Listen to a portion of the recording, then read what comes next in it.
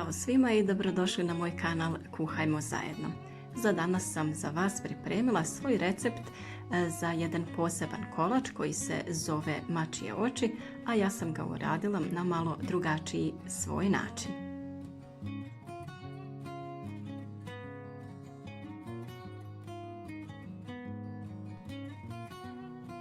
Evo, za početak ćemo reći šta smo to pripremili od sastojaka za ovaj recept.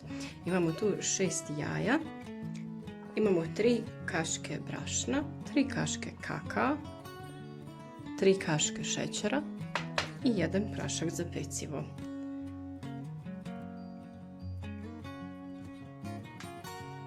Prvo što trebamo uraditi jeste odvojiti žutanjke i bjelanjke.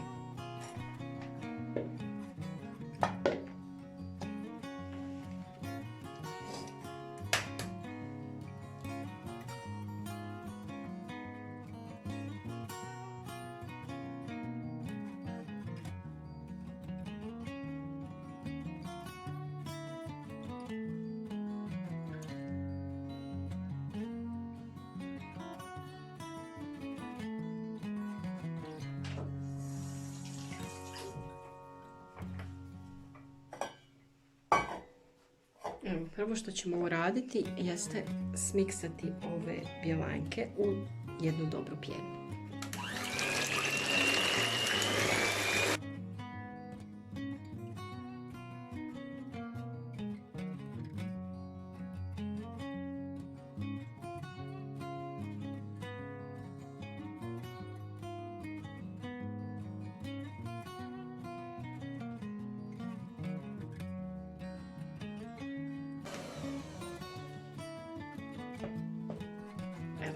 To bi bilo to, jedna sasvim uredna pjena, a mi idemo dalje. Sljedeće što trebamo jeste u ove žumanjke dodati ovaj šećer i to lagano isto smiksati, pa ćemo onda dodavati ostale sastojke.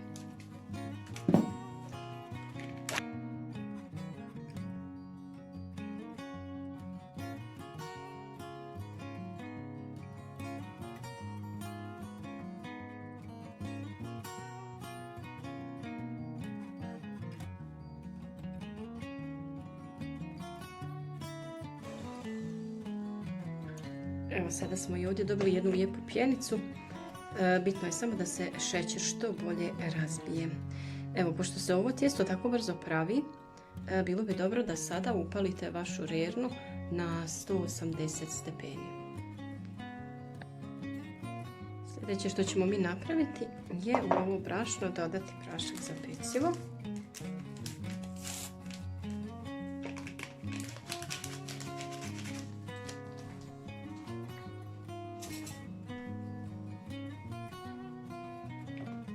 Onda ćemo lagano to sve prosijati u ove žutanjke.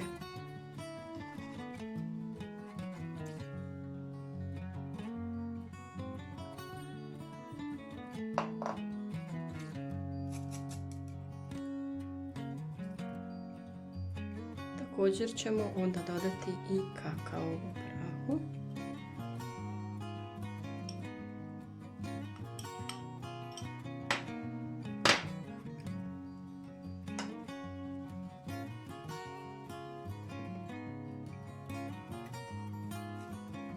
Još zbog ovih grudica dobro je da to malo prosijete da bude ljepše tijesto.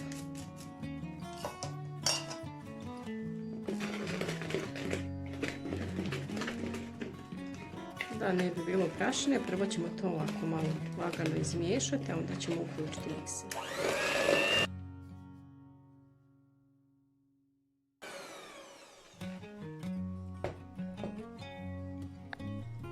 U daljem postupku nećemo koristiti mikser, nego ćemo lagano sa pjenjačom u ove žutanjke, u stvari ovu smjesu sa svim sastojcima, dodati i snijeg od bjelanjaka.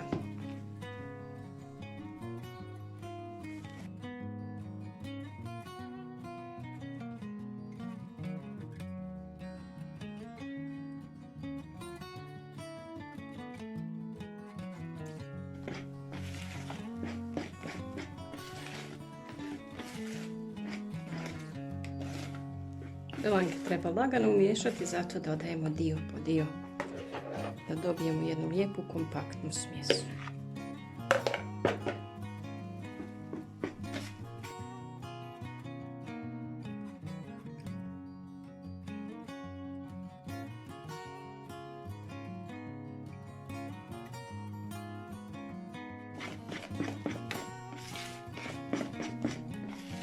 Evo, to bi bilo to. Sada ćemo naći kalup, staviti papir u njega i lijepo to staviti da se peče. Evo, ja sam pripremila svoj kalup.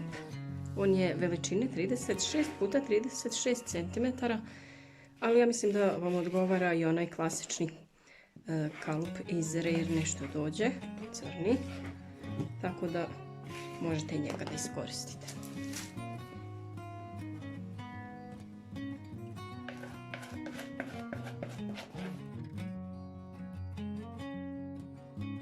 Evo sada ovaj kolač ide na pečenje na 180 stepeni oko nekih 10 minuta, ali najbolje je da provjeravate jer svaka rena različito peče, da vam ne bi previše se ispeklo. Evo, dok se tijesto peče, mi ćemo polako pripremiti kremu, šta nam je sve potrebno. Imamo 200 g čokolade za kuhanje, 150 g šećera, 3 jaja i 1 margarin za kreme sobne temperature. Mi sada trebamo staviti šećer i jaja u ovu zdjelu, a već sam na šporet stavila lončić vode da prokuha, zato što ćemo ovu kremu da kuhamo na pari.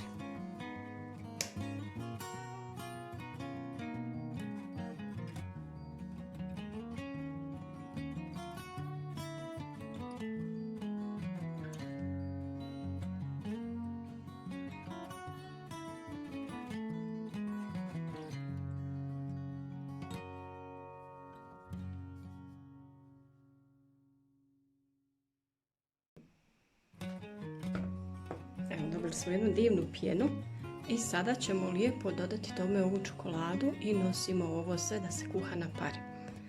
Taj proces može trajati i do pola sata, mora biti baš onako vruća krema, a onda kada se ohladi dodavat ćemo u nju margarin. Evo, u međuvremenu nam je i tijesto gotovo, lijepo se ispeklo. Malo sam ga pustila da se ohladi. A sada ga treba lijepo okrenuti na jednu krpu i skinuti ovaj papir.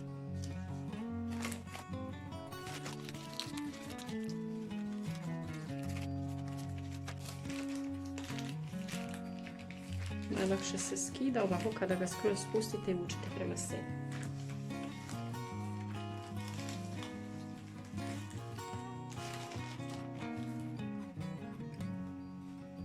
Vratit ćemo tijesto na papir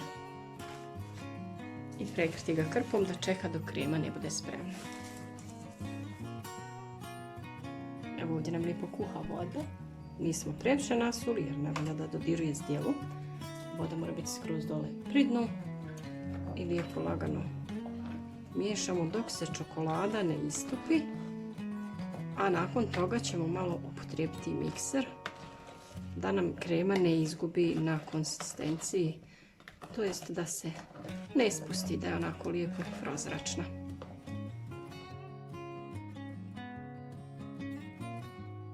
Ne morate miješati cijelo vrijeme, s vremena na vrijeme promiješate i ostavite da se čokolada topi.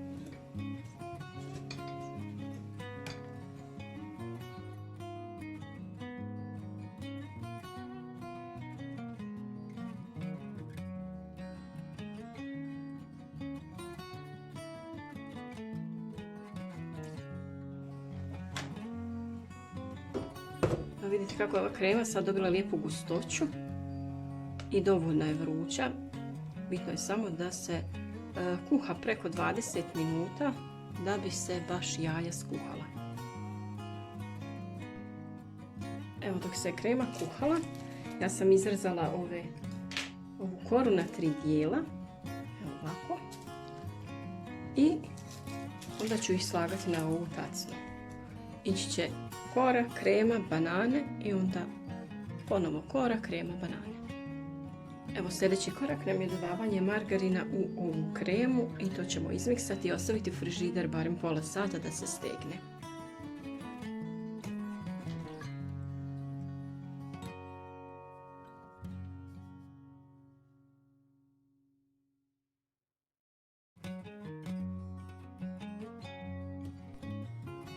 Evo, nakon što se krema dobro ohladila, idemo polako slagati ovaj kolač. Ja stvarno nisam odavno pravila ovaj kolač u obliku rolata, već zadnje vrijeme često prakticiram da ga pravim ovako, na taj način da ga slažem. Stavim prvo jednu koru, onda na njega stavljam kremu i narežem red banana onako na kolutiće. Onda ide druga kora, ponovo krema, opet red banana i završna kora i cijeli kolač onda premažem sa ovom kremom. Taj mi je način dosta jednostavniji, jer kada onako idem da urolam, često se desi da to počne da curi na sve strane, pogotovo zato što sam ja dosta nestrpljiva da sačekam da se ova krema dovoljno ohladi, pa onda to ne bude baš onako kako bi ja htjela. Vi naravno možete to da uradite isto kao rolat, cijelu koru premažete sa ovom kremom i poredate prema lijevo i prema desno jedan red banana onako cijeli i onda ih lagano sa obe strane zarolate da dobijete to u obliku očiju.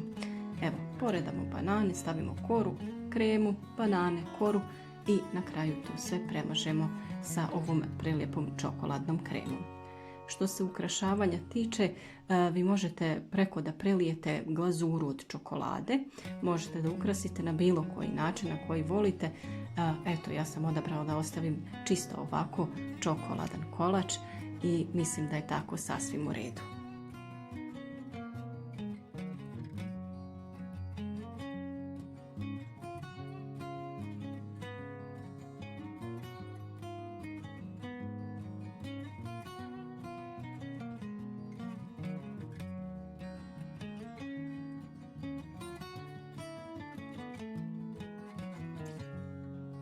Evo, kolač se ohladio, izgleda baš onako ukusno, pogotovo za sve vas koji volite okus čokolade i banane u kombinaciji.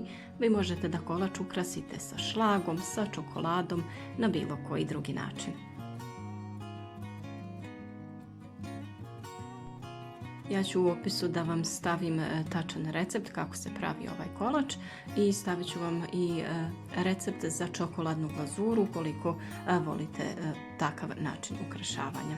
Nadam se da vam se sviđa ovaj video, da ste uživali i da ćete probati napraviti ovaj kolač. Vi naravno ostavite komentar, ostavite svoje dojmove i ostavite nam jedan like za ovaj recept.